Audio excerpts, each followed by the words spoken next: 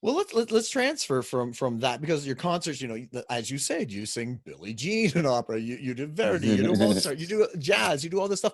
So let's transition into Scarface, Oh the Al yeah, Capone musical, which has hip hop elements to it. So tell us a yeah. little bit about Scarface, the Al Capone musical, because I know you contacted me, you sent me a song, and we played it Yeah. on the station, and it's great. So tell Oh, us a little thank bit about you. it. Well, first of all, thank you so much for talking about it. Well, first of all, it's one of the very first time that I really talk about it in depth. So, um, I, um, I of course played all these theater roles, musicals, and opera, but um, I've done it so much that I wanted something new. I wanted new material. I wanted some new stuff. Like recently, I did a musical about Anne Frank by my friend Jean-Pierre Dida. Was very successful off Broadway, and we had another series of 10 performances, but I had to shut it down like 2 hours before the premiere because of the lockdown, the lockdown of the COVID. Oh no. So 2 hours before the curtain up, 2 hours before I had to shut it. It was really tough, but hopefully we're going to play now in March 2021, hopefully. I reschedule everything 10 times, but anyway. So then after, I had this idea of Scarface about 5 years ago, to do a musical about Al Capone. But I was like, okay, I didn't feel, with all due respect to other people who write new material, of course, is I didn't feel that it would be great to add new material for his character. So for some reason, originally was to take the songs of the Prohibition era, the songs of his era, basically, the 20s, the 30s, around that time. So that was the original idea. Mhm. And after, I was like, so I recorded the first demo. So there was the song "Brother, Can You Spare a Dime," and I was like, yeah, but then after I moved back again to New York, and I was in New York and I started from zero because my ex-best friend robbed all my money. So I was like without any money, moving again from New York. And trust me, New York's not the city that you want to move in broke. So you want to come with gold in your bags, Yeah. like, how much is the sandwich? What? $14? No, honey, I didn't ask to buy the whole rayon. I just want Yeah. one Just one. sandwich, for, okay, do you include the drinks, the dessert, the table, the chairs? Yeah. So anyway,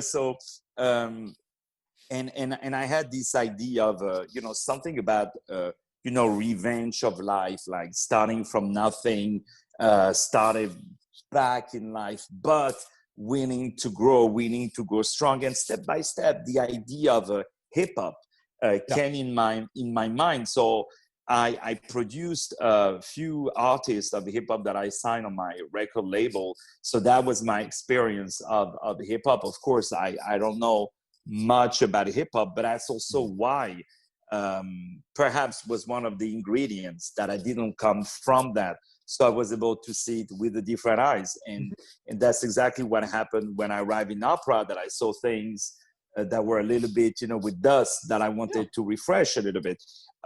So the idea of hip hop came naturally to it, and this idea of gangster rap, and Al Capone was a gangster. So there was that gangster, I would say, element that was common. And then I was like, I want to use the lyrics from these standards that make sense in the story. So "Brother, Can You Spare a Dime" was perfect, because I imagine the first scene where Capone, because he started as a shining shoes, shoe shiner, and so people throw him a dime every time he shines shoes, and then there is the verse, "They used to tell me I was building a dream," that all that stuff. So I said, I'm going to do it as a monologue at the beginning, and the words fell perfectly, like it was meant to be, with the story. And then after, when they say, "They called me Al, it was Al all the time," so I said, that's a blessing, you know. Yeah. So I sing it better in the recording, don't worry. But so it's before noon, you know, before noon, the Yeah. singer, you I know, hear you. I'm happy I can talk already, you know. So,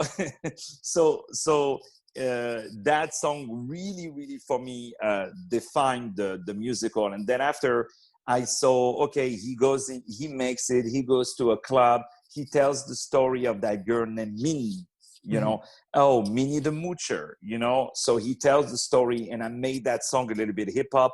I rearranged a little bit the harmony.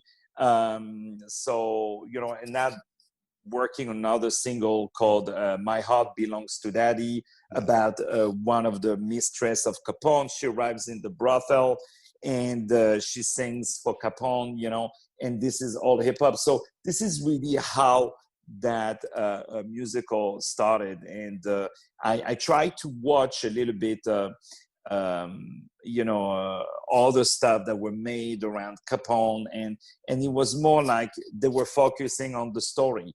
What I really wanted was to illustrate the evil side of Capone. I really wanted, even though, you know, he was more a businessman than evil, even though he organized a lot of crimes, of course. But I really wanted to show. This is why I modified my voice to speak a little bit like that. Yeah. You know, so to make it, you know, a little bit scary. And in the singing, then all of a sudden I said, I'm going to add the jazz element in the hip hop. I'm going to add the opera with the answer from the chorus. And then also I imagine the visuals of dancers dressed with the 20s, 30s costumes, but with, you know, shiny diamonds like the hip hop guys wear, you know, with Ray-Ban sunglasses and the hat on the side, with hip hop choreography, with the new Bentley, like the brand new that you have now, the brand new,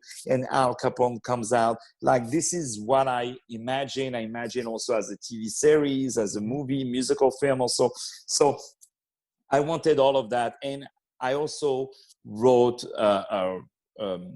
parts such as the right arm of Al Capone, a guy in the style of Notorious B.I.G. Like, I really wanted an African-American rapper who is also living the same struggle of Al Capone, and they both want to make it. This is why at the end I say, you know, I would say the world is yours, which we hear on the Scarface with Al Pacino, you know, the world is yours, you know, if we could reach the top, the world would give in.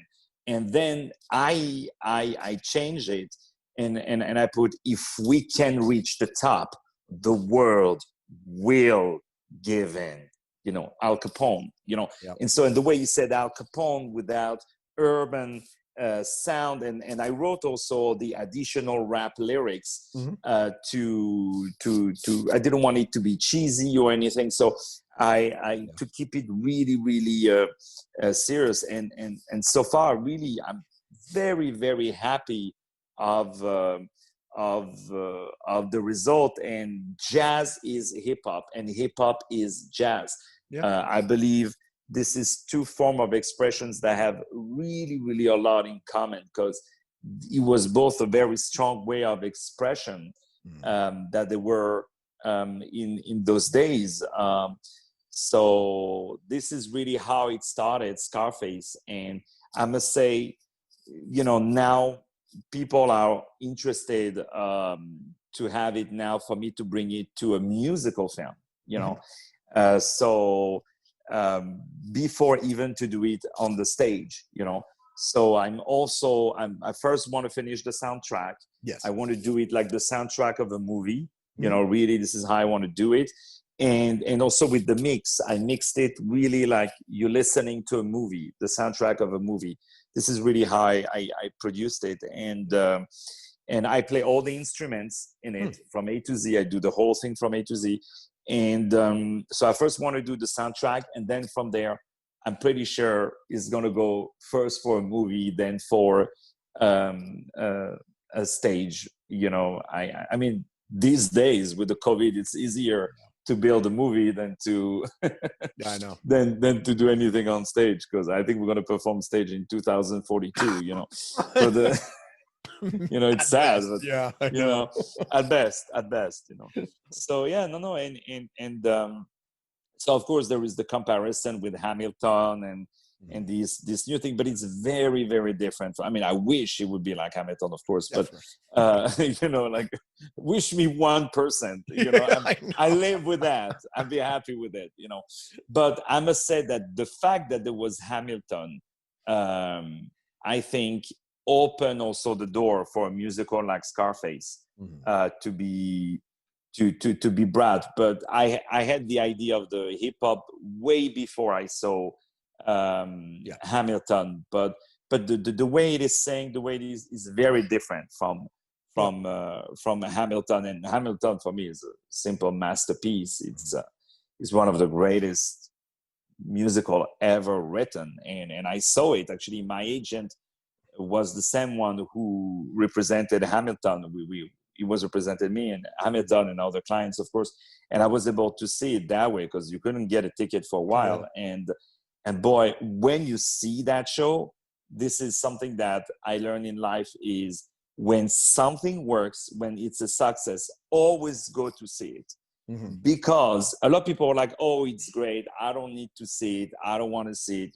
When it's a success, go to see it, because you have to learn from these elements of saying why that show is spectacular, why that show is successful. Same story when, by example, I auditioned for shows or for opera or for whatever stuff, and I didn't get cast, and they cast somebody else. I always went to see the show, because I wanted to see how come, and I didn't mean that in a bad approach or unhealthy approach, but I was like, I want to know why that guy why did it bring on the table that I didn't bring, and then when you see the other, you're like, oh, I understand. Oh, okay, I got it. Oh yeah, my approach was totally wrong. Oh, okay, I didn't get that. Same story for opera singers or people who really kill it on stage. When you go to see them on stage, you're like, okay, I know what that guy is a superstar, because maybe you hear on the recording the voice is like average, but when you go on stage and you see that person, you're like, okay, I understand what that guy is a superstar, because he has a way of looking at the audience or interacting with the audience. So there's so much to learn from the big guys. So that's what I did with Hamilton. But to get back to Scarface, that's really and you don't have anymore, like in musical, where the lead man is a bad guy, a villain. You see the story of a villain, and when he dies and everything, and there is his right arm who takes his ring back, which was the ring of like the power and everything, and it says to be continued. It's really going to be really, I believe, a great show, and yeah, it pays also a tribute to that beautiful era of the beautiful songwriting, which had a lot to do with the opera, the way it was written, the way it was sang. So I felt really at home with Scarface,